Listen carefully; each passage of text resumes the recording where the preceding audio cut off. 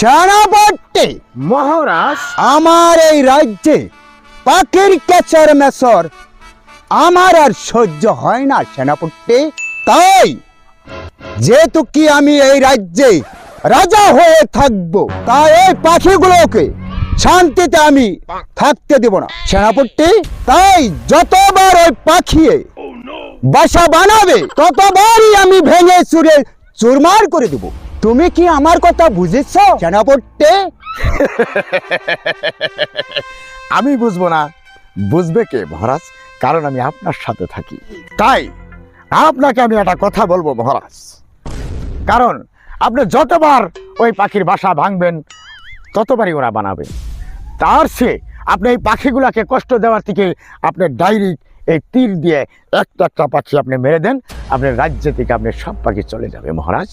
बात तो सही है। সেনাপতি তুমি ঠিক বলেছ, তোমার মাথায় বুদ্ধি আছে। দেও তীর আমাকে, আমি মেরে দিব ওই পাখিগুলোকে। ঠিক আছে, এই যে নেন আপনি তীর, আপনি মেরে দেন, রাখেন। ওইভাবে না, আমি দেখিয়ে দিব, আপনি আঘাত করবেন।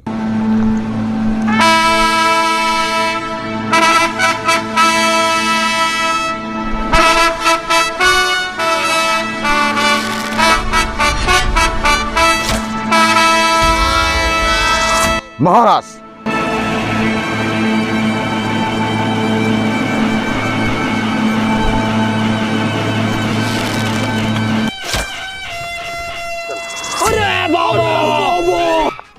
আসেন মহারাজ।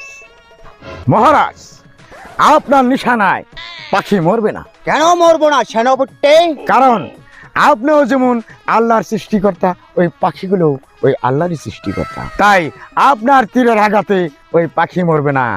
আপনি এত বাড়াবাড়ি না করে ওই পাখিগুলোকে আপনি ভালোবাসতে শিখেন, কারণ আপনারও যে একদিন চির বিদায় নিতে হবে।